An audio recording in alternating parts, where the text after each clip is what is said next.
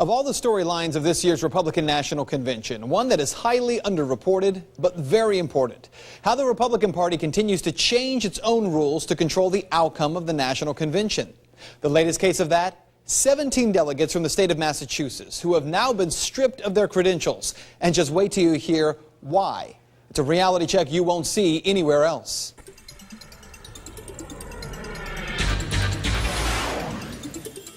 For months, we've been telling you about this ongoing fight between the Republican establishment and the Liberty wing of the Republican Party.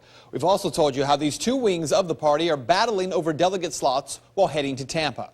Several weeks ago, we told you how that Liberty wing in Massachusetts pulled a coup, won 17 delegate slots to go to the National Convention.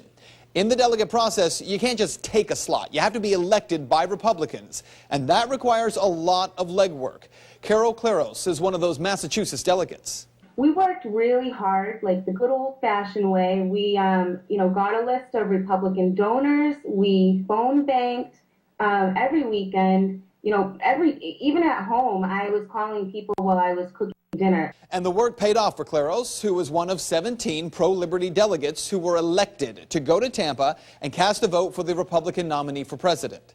We beat some pretty big name people, Carrie Healy, Charlie Baker, a sheriff from my town we beat a few state representatives, some state committee people, district attorneys. And we're just regular folk. But before the dust had settled, the Republican leadership issued a decree that all delegates must sign a legal affidavit that they will vote for Mitt Romney in the first round of the National Convention. Claros says that the affidavit was messy, poorly written, and that's not all. Not only that, but when it was mailed to me, it was mailed to the incorrect address. It was not even, certified mail. Nobody had to sign for it. It was just sent snail mail.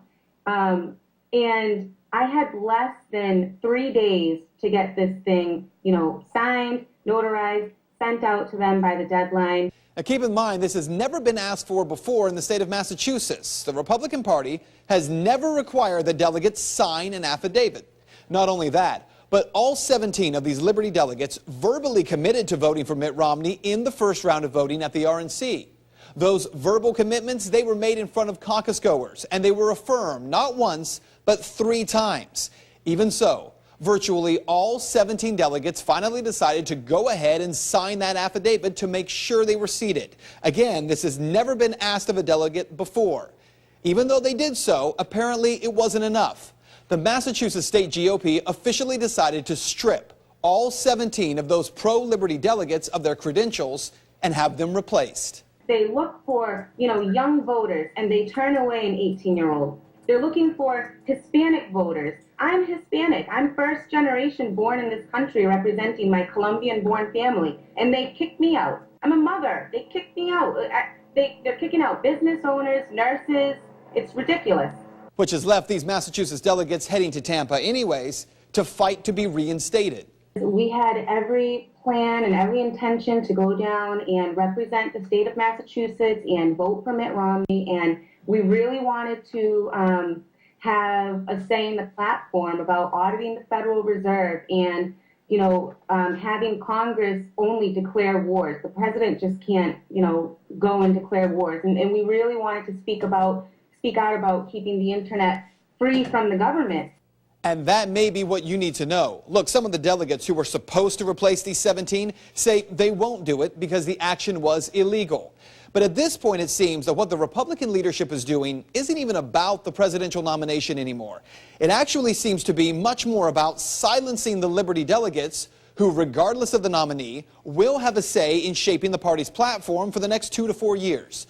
The push by Republican leadership now seems to be to keep these Liberty delegates out of Tampa and away from the convention as much as possible.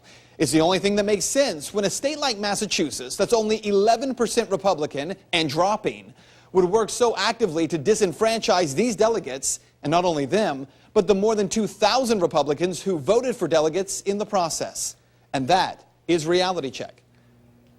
We wanted to show you this website. If you'd like to learn more about the process of those delegates getting reinstated, you can check out this website. It's malibertycaucus.com for much more information there.